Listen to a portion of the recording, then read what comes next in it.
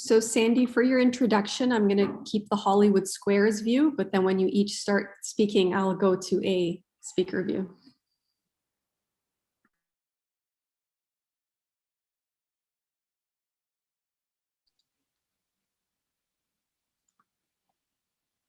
Okay, good afternoon, everyone, and thank you for joining us today. My name is Sandy Glassford, and I am the president of the Ontario Secondary School Teachers Federation in York Region.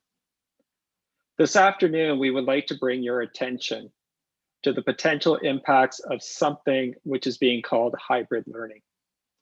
When we speak of hybrid learning, what we are referring to is a practice where a teacher will be delivering curriculum simultaneously to a group of students in a classroom, as well as a group of students online. The expectation is that those students who are attending the class through the streaming platform will be just as engaged and will receive a comparable education as those students who are attending in person. This past school year, many school boards already engaged in hybrid learning. Fortunately, the York Region District School Board was not one of those boards. However, it is slated to institute this method for September. As you will hear from some of my colleagues shortly, the challenges of the hybrid model of learning falls far short from an adequate learning model. What the hybrid model does do effectively is further isolate online students from their peers, both socially and academically. For students who are already unmotivated, this gap that is being created between themselves and their classmates will quickly become a chasm. So why is the hybrid model being embraced by so many boards? It is the cheapest and easiest model to implement by boards to meet Stephen Lecce's direction to make sure that families will be able to have a virtual learning alternative without receiving any additional funding to support a virtual option.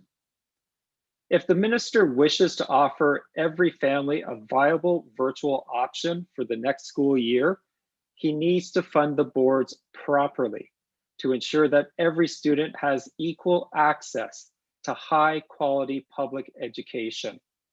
Students, for whatever reason, who are not able to attend in-school classes should not be disadvantaged because of this, or treated as dispensable or seen as collateral damage due to a pandemic. I'd like to take this opportunity to introduce others who are here with us today and give them an opportunity to speak.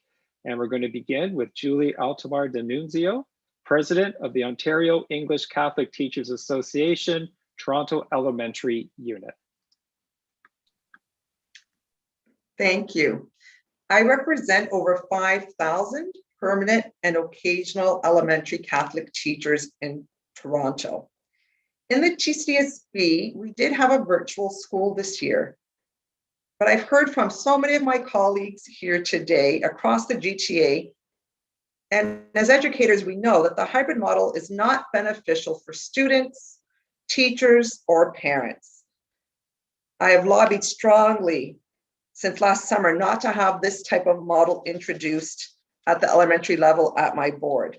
And I'm here today to support all of my affiliate colleagues as we do not want to see this hybrid model become a permanent fixture in our education system.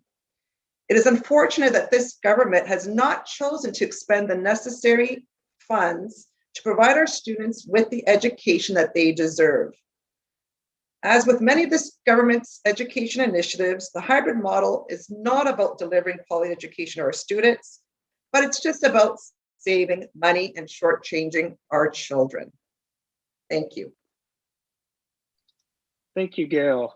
Next, I would like to pass it over to, Julie. Next, I'd like to pass it over to Gail Bannister-Clark, President, Elementary Teacher, Peel Elementary Teachers Local. Thank you. I'm here today representing over 7,300 elementary teachers in the Peel District School Board. And I'm here with my colleagues today to demand for a high-quality education learning model that supports all learners. The hybrid learning model is one that does not support students. In PL, the hybrid model has not been taken off the table for our elementary students with special education needs.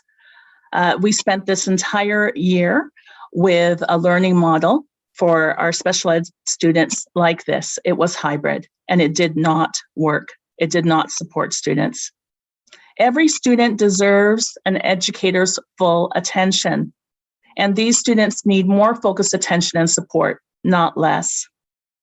Our students with exceptionalities and unique learning needs cannot and should not be expected to manage with only half their teacher's attention in any given moment. The hybrid model does not allow for equity of access for programming for students. It fails to protect the privacy of educators and the students in their care.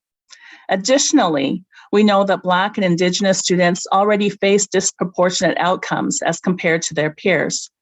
As it relates to our students with special needs, it's critical that we acknowledge the intersectional identities of these students, of this student population, and the way in which the board's insistence on a model that does not center student success will only serve to further compound these inequities.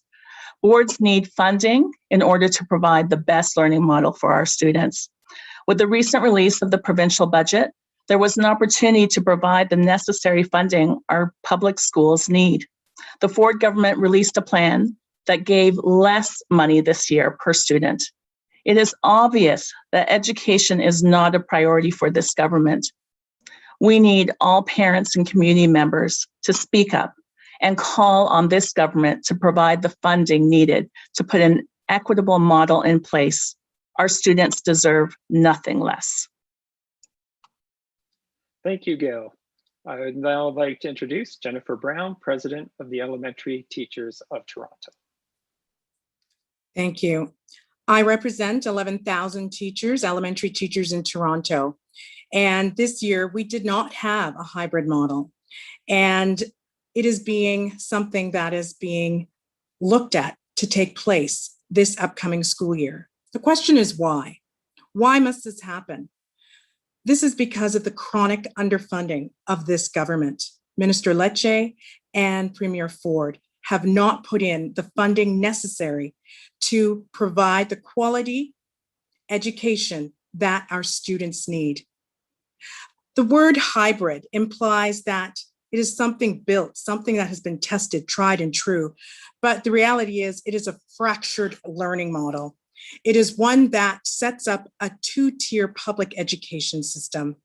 Students in a classroom, students online.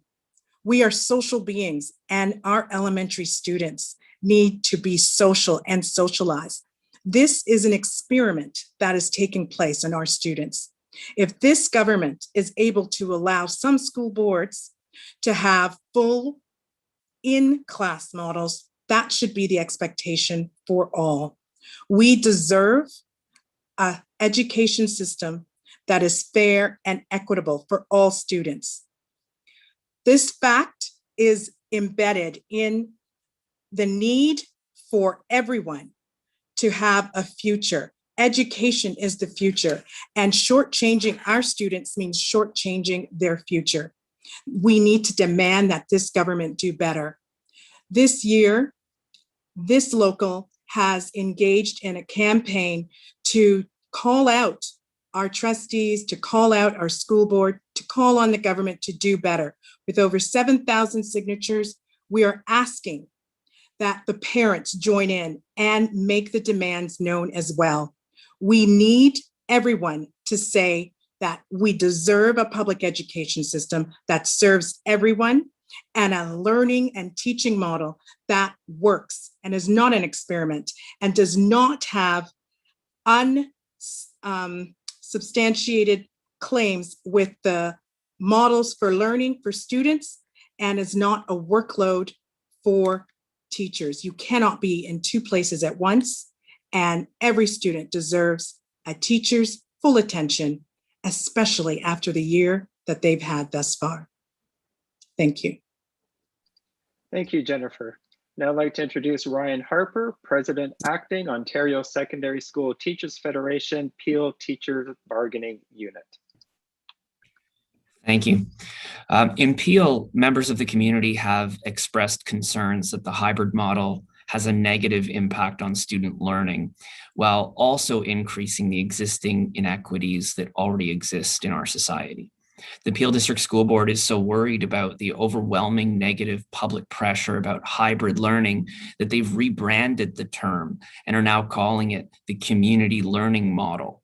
Whether you call it hybrid, the community learning model, or the fractured learning model, it's all the same thing, and it fails to center students in our schools.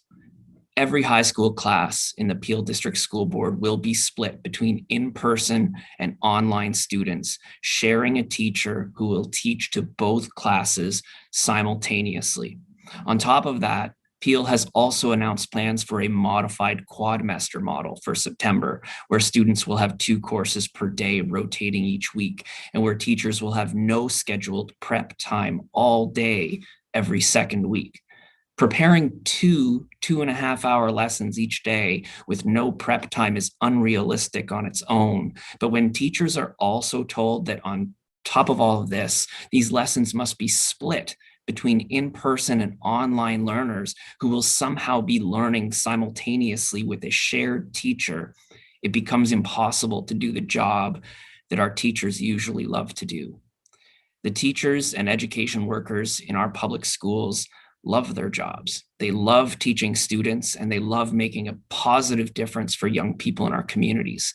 Unfortunately, the lack of investment from the Ford government for a safe pandemic learning model continues to make it impossible for our teachers and education workers to provide the high quality public education that the people of Ontario have come to know and expect. Thank you. Thank you, Ryan. I'd now like to introduce Melina, a student representing York Communities for Public Education. Hi, my name is Milena, and I'm a grade 9 learner in the York Catholic District School Board. Having experienced the hybrid model as a student this school year, I can provide firsthand account to the effects that it has on one's flow of learning. To the best of my knowledge, the hybrid model was brought in as an emergency response to the pandemic. School boards accepted this emergency type of learning as a result. It was a temporary measure with the goal to keep everyone safe. But in the process, we as students suffered. My ability to meet new friends and get to know and recognize my teachers is filled with challenges. When I'm a face-to-face student, there is very little opportunity to engage in conversation with my classmates. When I'm an online learner, the disconnect grows even greater. Cameras are off, the virtual meet is silent. Students lack a sense of connection and are feeling isolated. My teachers are torn between meeting the needs of their in-person and virtual learners. The hybrid model is not adequate, sustainable, or equitable. You have heard from parents, students, teachers, union presidents. What more are decision makers looking for? The obvious next step is to get rid of it. Schools require the funds and resources to ensure a return to a safe learning environment that also provides quality education, not a fragmented learning experience. The experiences I am sharing with you are not unique. To hear more student voices, connect with your communities for public education to understand why there cannot be a hybrid model in September. Hybrid increases the chances of learning gaps. It disables social communication and limits students in far too many areas. I want to return to school in the fall with teachers who are equipped to meet student needs. I would like the opportunity to sit in the cafeteria with my friends. And at the end of the day, I would like to be able to share positive stories about my learning experience at the dinner table, rather than feeling the need to constantly express my frustrations. Recently, YCDSB trustees unanimously approved the funds to eliminate the hybrid model in the elementary panel. My hope is that September 2021 brings some sense of normalcy where all students across Ontario will return to a safe learning environment that does not involve the implementation of the hybrid model. Let's hope our government is listening and is willing to provide adequate funding to make all of this happen. Thank you. Thank you, Melina. I'd now like to introduce Mike Totten, President, Ontario English Catholic Teachers Association, York Region. Good morning. It is clear as we plan for the fall that the majority of our parents prefer in-school learning rather than remote learning. In York Catholic, only 3.4% of parents responding to the board survey selected remote learning. We have had hybrid learning in our elementary and secondary panels now for a year. Seeing this up close, I can tell you that this is not what quality education looks like. The hybrid model in both the elementary and secondary panels was nothing more than the complete failure of both the board and the government to meet the needs of students who will continue to fall well behind on the academic milestones that would have been achieved with regular in-person learning. The Minister of Education himself acknowledged the very same this year. He said it's important that our kids return to school because we know that in-person learning is key to creating stability for students and improving mental health. This also means our minister needs to invest accordingly in our system to make this happen. Through the advocacy of parents, our students, and our unions, York Catholic District School Board has moved to fully in-person and fully remote classes in elementary classrooms as of last Thursday, as it was quite clear that students struggled significantly with the hybrid model, and the additional mental stresses that it placed on teachers was becoming unbearable. I would like to thank our Board of Trustees for allocating the unfunded monies necessary from their reserves in order to make this happen. Now, additional investments are needed to eliminate the hybrid model in our secondary panel. Secondary teachers need to go back to a regular semester, as do their students who need some stability. It is the hope of all that in the fall, we will be able to provide stability to all education stakeholders, as the goal should be to return the education system to a regular learning year for students. One thing is adequately clear to me. There is no equity in hybrid. Thanks. Thanks, Mike. I'd now like to introduce Shamila Shakil, a parent representing York Communities for Public Education. Thank you, Sandy. With my 3 kids in elementary and secondary schools in the York Region District School Board, we did not experience a hybrid model this school year, but rather flipped back and forth between in-person and online learning. YRDSB is planning for the hybrid model for all students, and York Catholic District School Board is still planning for it for secondary students. This is deeply concerning for many parents and educators. Kids need structure, consistency, and safety. Kids need their teachers' full attention. Kids need to be able to access special education and resource supports by trained teachers in a timely manner. The split attention model of teaching and learning results in a 2-tiered system within each class. The online students receive a watered-down version of schooling with little opportunity to interact with their peers and teachers, little to no physical education, limited arts participation, and no opportunity to be part of school clubs and face-to-face activities. The in-person students will have definite privacy issues and limited attention from teachers. I've heard from many educators who have experienced teaching online and in the hybrid model this school year. Consistently and adamantly, they report that they absolutely cannot sustain another year of it. They are burnt out, and rightfully so. Trying to meet the needs of students in the classroom and students at home zaps teachers' energy, morale, and confidence. Many have said that they feel like they are just failing both groups of students. Is this really how we want to continue the next school year? We hear our Minister of Education, school board senior staff, and mental health leads talk about available resources and the importance of self-care. Talk is cheap. We need more than performances and promises. We need real action, starting with getting rid of the hybrid model and focusing on improving the conditions in classrooms so that all of our students and educators can return to face-to-face learning and teaching in September. With our promising vaccination rates, with adequate funding to allow for smaller class sizes and proper air quality, because experts have told us that COVID-19 is airborne, and with full trust in our educators who know that in-person learning is best for our students, parents implore Premier Doug Ford, Minister Stephen Lecce, and all school boards to get rid of the hybrid model and to ensure that our kids have the best start, middle, and end in the next school year. Please put our students' needs ahead of all else. Our kids deserve quality and equitable public education in safe spaces. Thank you. Thank you, Shamila. I'd now like to introduce Pete Mackay, President, Ontario English Catholic Teachers Association, Toronto Secondary Unit. Thank you, Sandy. Parents across the province have been making it clear this year that they oppose hybrid models, and they certainly don't want them to continue into the new school year. We repeatedly hear about the negative impact that disengagement has on the mental health of our children, and yet this government continues to push this destructive model. You can't just plunk students in front of a computer or in a room where none of them can get the attention they need and deserve. It undermines their education and their mental health. Students belong in the classroom, and every effort must be made to get them back there safely. Hybrid models represent the failure of Ford in his duty of care to our students and children, and it must be done away with. I urge every parent and civic-minded individual to contact their local school board trustees and MPPs. Hybrid fails students, hybrid fails teachers, and hybrid fails families. Thank you. Thanks, Pete. I'd now like to introduce Laura Walton, CUPE's Ontario School Board Council of Unions.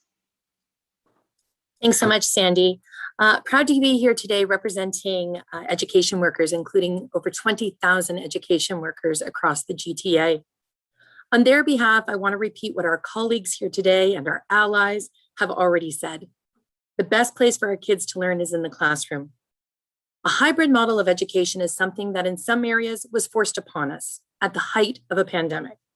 But no one should pretend that it delivers the high quality education and services that our students deserve. The Ford government is offering the hybrid model to parents and children as a choice, but it's a bad choice. It's a bargain basement choice, one that robs our students.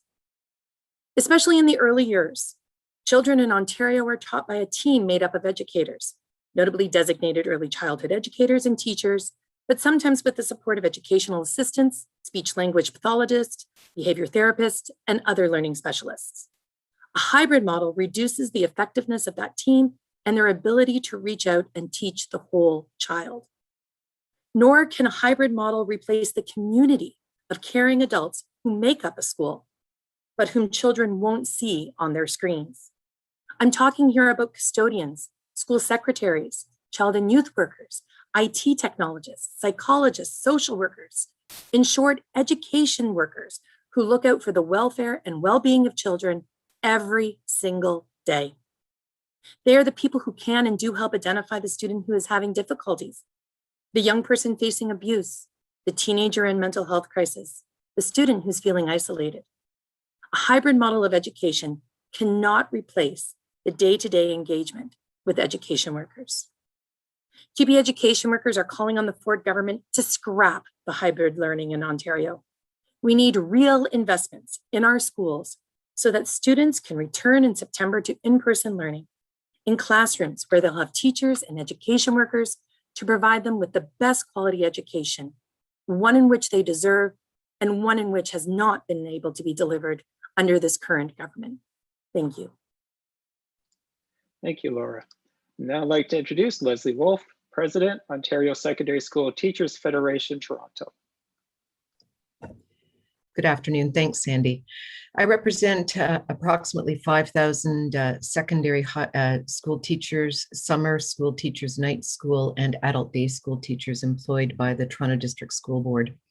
This past year, high school students of the Toronto District School Board were part of the great experiment that we're referring to as hybrid learning, where some learned from home, while others were in person with the same teacher. That experiment was an abject failure. And now, because of demands by the government for online learning, coupled with no funding to meet that demand, we are facing it in Toronto again next year. If the government was actually to put students first, they would make sure that all the investments required to ensure that every family feels schools are safe so that every student can return to in-person learning in September was made available. We already know from this year's experience that online learning is a distant second to in-person learning. However, if a family feels they need to have their child remain at home for safety reasons and opt for online learning because the government has not provided the funding to ensure schools are safe, then it is the belief of OSSTF Toronto that every student who opts for online learning must have a dedicated online teacher, one whose attention is fully on those students in their online class, and one whose planning and approach to teaching isn't split between providing programming in person and online. I want you to ask yourself, how does a science student feel fully engaged when they're sitting at home watching while their in-person peers are conducting experiments? How does that music student feel while they're sitting at home with their instrument, while the in-person students are practicing performance, but they can't join in because of technological limitations? The bottom line is that this government continues to push forward an agenda for online learning because they see it as a way to reduce spending on publicly funded schools. Every student in this province deserves the best education we can provide. Telling students and their families that their educational experience will be of high quality while they vie for the attention from home with students who are in person with their teachers is basically gaslighting the families and all of Ontario. This government must stop its defunding agenda, it must stop its privatization agenda, and it must properly fund schools so that every student can return safely to in-person learning in September. That is how we guarantee high quality education for all. Thank you. Thank you, Leslie. I'd now like to introduce Thuy Sim Wan, President, ETFO, York Region. Thank you, Sandy. I represent approximately 5,500 elementary teachers in the York Region District School Board. The hybrid model being implemented by the York Region District School Board in September is of great concern to both elementary teachers and their students. Under this model, teachers must provide two completely different types of instruction at the same time without the resources to do so effectively. Teachers are expected to provide face-to-face learning for students in their classroom while simultaneously providing online learning for students at home. As has been said before, every student deserves their teacher's full attention. This is not possible with the hybrid model. This model is particularly challenging when it comes to supporting students with special education needs and disproportionately impacts our marginalized students. The hybrid model also does not allow for equitable access to programming or resources for students. The ability to build an inclusive classroom community will be negatively affected. How can group work be accomplished if students in face-to-face classes don't have access to devices to be able to work with their peers who are working from home? How do students at home participate in a physical education activity in the gym, or a community walk, or other outdoor classroom activities? There are many experiential activities that are impossible in a hybrid model. While it is possible to adapt many activities for a fully face-to-face or fully online model, adapting for both models simultaneously puts teachers in an impossible situation. The Ford government created this challenge for school boards by mandating virtual learning for the next school year and not providing adequate funding. Teachers firmly believe that the best solution for students is a safe return to in-person learning. If virtual learning must continue, students deserve, at the minimum, the undivided attention of a teacher whose sole responsibility is their face-to-face class or their virtual class, not both. Teachers entered the profession because we love our students, we love education, and this hybrid model puts us all in a place where we do not feel we are able to provide the high-quality public education that our students and families deserve. This needs to stop. Thank you. Thank you, Thuy. We're here together today because we still have time to save September for our students, schools, and education workers. We're calling on communities and education workers to reach out to their MPPs, trustees, and school board officials to tell them that the hybrid model is not an acceptable replacement for the good quality public education system that our students deserve. We're now available to take questions for anyone who has them. If you can use the raise hand feature, I'll hand it over to Muna Kadre, who will facilitate that. Okay, so we're going to go to Adrian Gobriel first. Hi, thanks so much. Good afternoon, everyone. When it comes to asymptomatic testing, have you received any clarity from the provincial government that they will be increasing asymptomatic testing when there is a return to in-person learning in the fall? Whoever wants to take it that, if it's Leslie or I'll leave the floor open. Leslie, go ahead.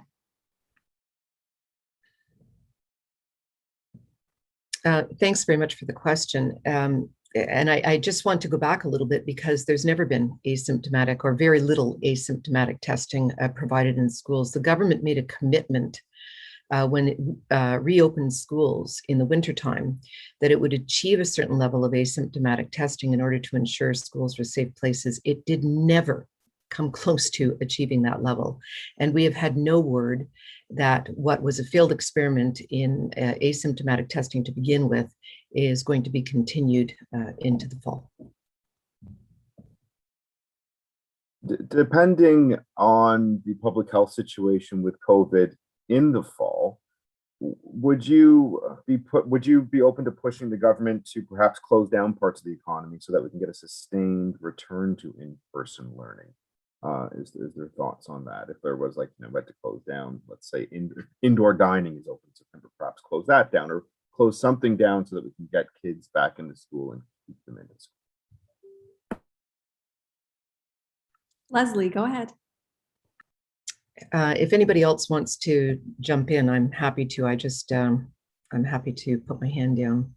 But I think that there's a false dichotomy in the question that there needs to be a choice made between the economy and safe schools. If the government were to provide the appropriate investments required to make sure that schools are safe, then if there were to be another outbreak, schools could remain open while the government deals with what's happening in communities. What's happened over the past year and a half or year and a bit since the pandemic began is that the government has providing as little as possible to schools piecemeal, only when the clamor has become loudest. And as a result, nobody is sure that schools are safe. The government has complete control over whether there's a perception and a reality of safe schools. And it is in that perception and in that reality, which comes from proper funding, that the rest of the economy can be protected while keeping schools open. Laura, go ahead. Absolutely agree with Leslie. And I think the one piece that's missing is that within this last, I think we're at 16, 17 months, there has been a failure of this government to actually talk to anyone who is directly involved in education as to what is needed in order to ensure schools are safe. There is this reliance on this team of people that does not include anyone you see here representing to even know what we need or what needs to happen in schools or how it's actually being deployed in schools. We hear a lot from this minister that he's had some great conversations with school board trustees. Those folks aren't in our schools. The one group that has never been consulted in 17 months about schools and how to keep them safe is sitting here before you. And to date, here we are once again, end of June, and it's just a complete deja vu to end of June last year with a minister talking about some magical plan that may come into play in July. And to date, none of us have been consulted on what actually needs to happen to keep our schools safe and to ensure that our students are safe and we can continue being there. Sandy, go ahead. Yeah, I think it's also just important to add to that what Leslie and Laura have just said, that speaking from the OSSTF provincial office perspective, they have reached out numerous times and said, we are more than willing to come and help and engage in those conversations. And they have never received a response from that invitation. Do we have any further questions? Those are my questions. Thanks so much, everyone. Thank you. Sandy, there are no further questions.